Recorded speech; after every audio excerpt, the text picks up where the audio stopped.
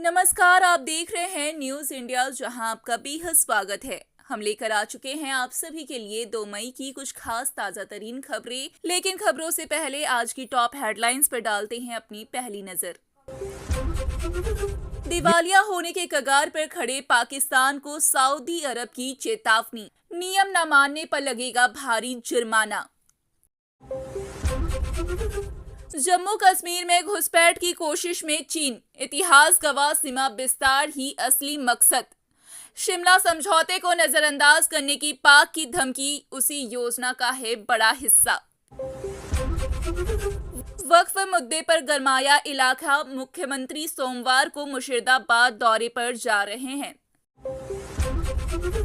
कोलकाता में मूसलाधार बारिश, अगले 2 से 3 घंटे में 2 और जिलों में भी होगी गरज चमक के साथ तूफानी बारिश की भारी चेतावनी। महीने की शुरुआत में राहत, 17 कमर्शियल एलपीजी सिलेंडर की कीमत रुपए से कम। होटल की दूसरी मंजिल पर खाना पकाने की व्यवस्था बनी हादसे की वजह। आग के स्रोत की तलाश में क्या सुराग मिले जांचकर्ताओं को। यूपी में दुकान से लौट रही 5 साल की मासूम बच्ची के साथ रेप, सुनाई नहीं दी डीजे की चीखें। पाकिस्तान ने संघर्ष विराम का उल्लंघन किया, कुपवाड़ा, उरी और अखनूर में नियंत्रण रेखा पर गोलीबारी की, भारतीय सेना की जवाबी कार्रवाई। दिल्ली प्रदेश के नेताओं में दिलीप को लेकर शिकायत पर केंद्रीय नेतृत्व ने मुंह न खोलने की हिदायत दी है। गिफ्ट का लालच देकर धोखाधड़ी, चमचमाते ऑफिस की आड़ में जोर शोर से चल रहा था स्कैम। जी हाँ, तो ये थी आज की कुछ खास हेडलाइंस। इन्हीं खबरों पर एक एक करके हम विस्तार पूर्वक भी चर्चा करेंगे, लेकिन उससे पहले अगर आप हमारे चैनल पर नए हैं तो जरूर से ही हमारे चैनल को सब्सक्राइब करके पास खड़े घंटी बटन को दबा दें ताकि ऐसी खबरें आप तक सही समय पर पहुंचती रहे। तो चलिए एक एक करके खबरों की रेलगाड़ी की शुरुआत करते हैं। सऊदी अरब सरकार ने हज के नियमों को लेकर पाकिस्तान को सख्त चेतावनी दी है। शहबाज शरीफ सरकार को साफ तौर पर सूचित किया गया है कि यदि इस वर्ष कोई पाकिस्तानी नागरिक हज परमिट के नियमों का उल्लंघन करता है तो उसे कड़ी सजा दी जाएगी। मंगलवार को पाकिस्तान ने औपचारिक रूप से हज उड़ानों की शुरुआत की, जिसमें पहले जत्थे पर 442 हज यात्री इस्लामाबाद से मदीना रवाना हुए।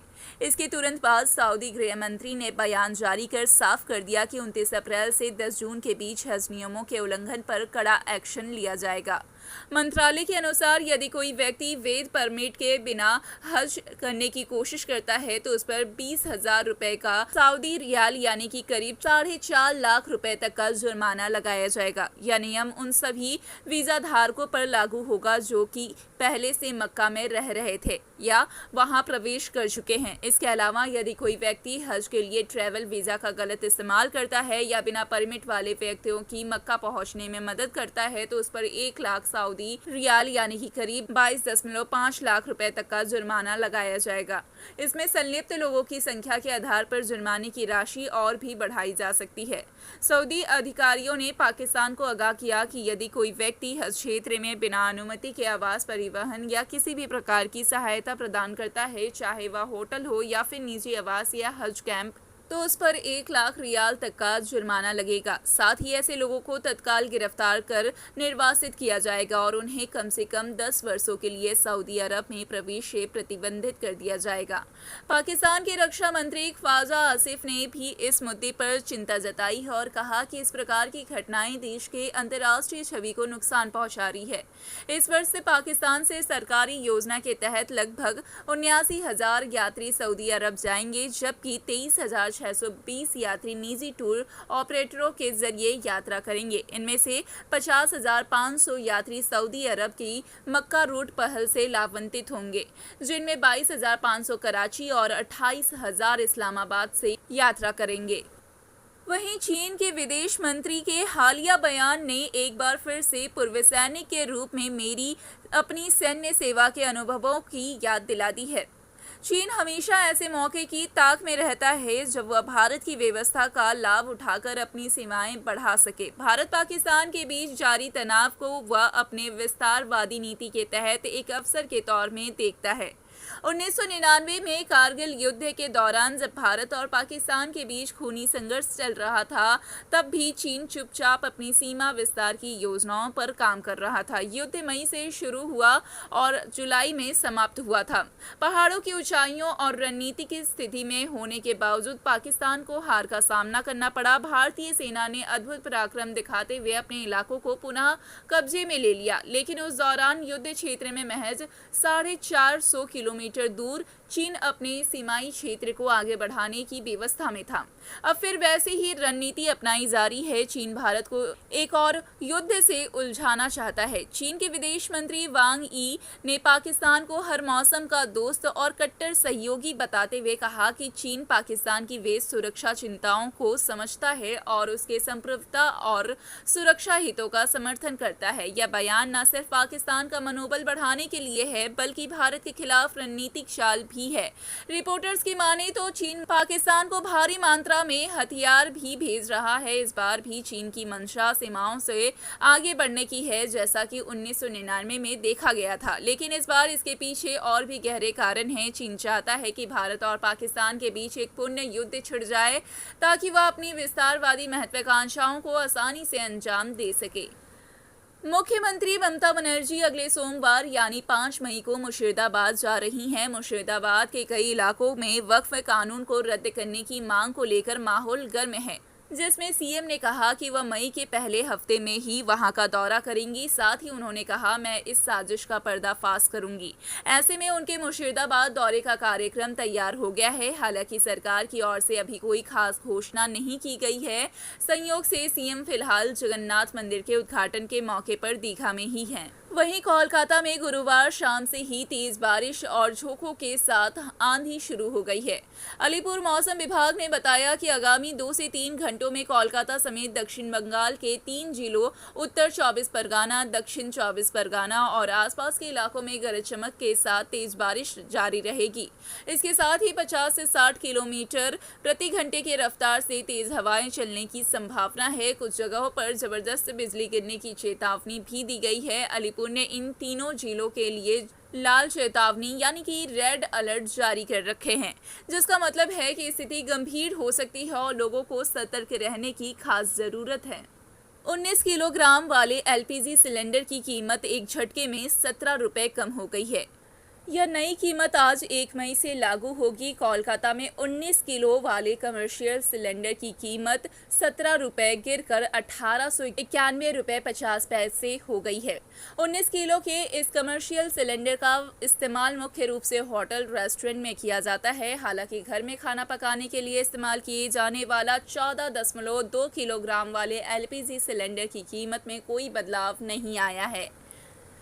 वहीं बड़ा बाजार के मछुआ इलाके के जिस होटल में आग लगी, वह आग कैसे शुरू हुई, इतनी तेजी से कैसे फैली और दम घुटने से इतने मौतें कैसे हो गई, इन सभी सवालों की जांच कर रही है कोलकाता पुलिस और फॉरेंसिक टीम। प्रारंभिक जांच में पता चला कि होटल की दूसरी मंजिल पर रखे प्लाईवुड, बिजली के तार, पेंट और कुछ अन्य रसायन आग फैलने में मददगार रहे। साथ ही उस मंजिल पर एक बार और डांस फ्लोर का निर्माण कार्य चल रहा था, जहां लकड़ी के काम से संबंधित सामग्री और छोटे मशीनरी उपकरण रखे थे। जांच में यह भी संदेश सामने आया है कि वहां सिर्फ होटल का रसोई घर नहीं, बल्कि काम करने वाले लोगों का खुद का भी खाना बनता था। जी हाँ, और इसी के साथ आप सभी को बताते चले कि एक जली हुई गैस सिलेंडर बरामद होने के साथ यह शक और भी ज़्यादा मजबूत हुआ है। होटल के सामने दुकानों में काम करने वालों ने भी बताया कि निर्माण कर्मी वहाँ ही खाना पकाते थे। जांचकर्ता यह भी देख रहे हैं कि क्या बिजली से चलने वाले किसी उपकरण से आग लगी हो सकती है।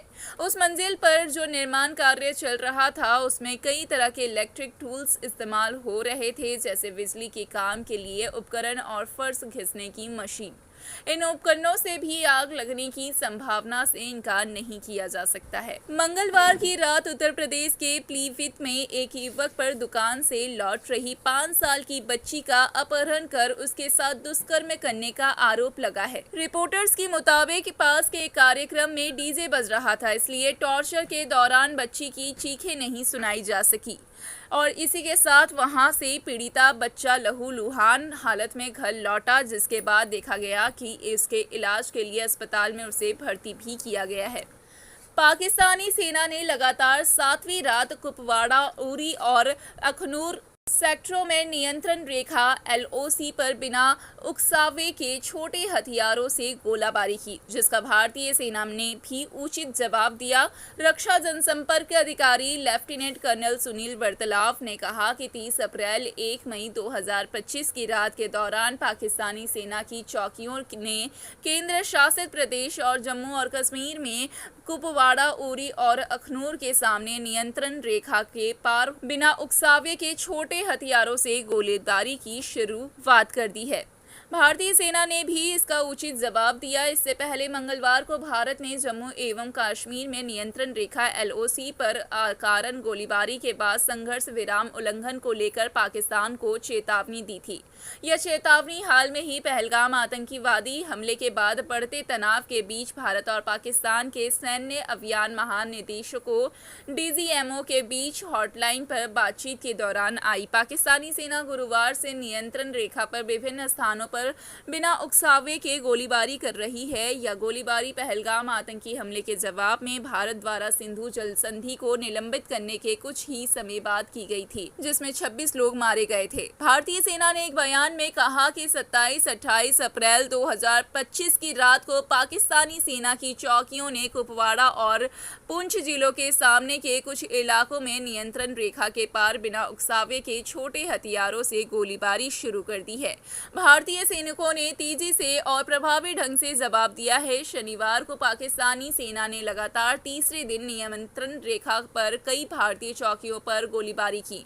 भारतीय सेना ने एक बयान में कहा कि 26-27 अप्रैल 2025 की रात को पाकिस्तानी सेना की चौकियों ने तुतमारी गोली और रामपुर सेक्टरों के सामने नियंत्रण रेखा के पार बिना उकसावे के छोटे हथियारों से गोलीबारी की शुरुआत कर दी। हमारे सैनिकों ने उचित छोटे हथियारों से गोलीबारी का प्रभावी ढंग से जवाब दिया है। जगन्नाथ धाम दर्शन के बाद दीघा में दिलीप घोष का CM से मुलाकात के बाद बीजेपी का प्रदेश नेतृत्व इसमें शामिल हो गया है। सूत्रों के मुताबिक राज्य के कई नेताओं ने केंद्रीय नेतृत्व से दिलीप के खिलाफ शिकायत की है। दिल्ली से खबर है कि पार्टी दिलीप की हर हरकत पर नजर रख रही है, लेकिन राज्य के नेता इस पर मुंह नहीं खोल रहे हैं। केंद्रीय नेतृत्व के संदेश के बाद शुभेंदु ने दिलीप के बारे में सवालों को टाल दिया, तो सुकांत ने भी कहीं न कहीं मुंह नहीं खोला है। वहीं साइबर क्राइम और सोशल मीडिया के जरिए ठगी के मामले दिन बर दिन बढ़ते ही चले जा रहे हैं। हाल में ही एक नए तरह के साइबर स्कैम का मामला सामने आया है। बाकायदा ऑफिस बनाकर या धोखाधड़ी की जा रही है।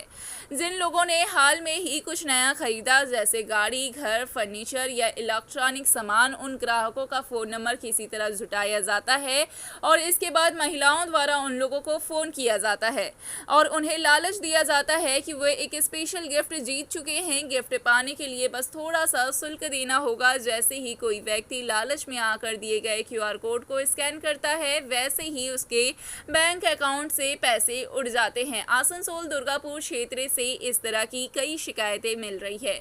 इसके बाद साइबर क्राइम थाना एक्टिव हुआ और जांच शुरू की। जांच में पता चला कि दुर्गापुर के बेनाचिती बाजार के कमलपुर इलाके में एक 4 मंजिला इमारत में यह फर्जी ऑफिस चल रहा है। पुलिस ने इस मंजिल पर छापामारी की और यहां साइबर फ्रॉड ऑपरेशन चल रहा था, ये पता लगाया।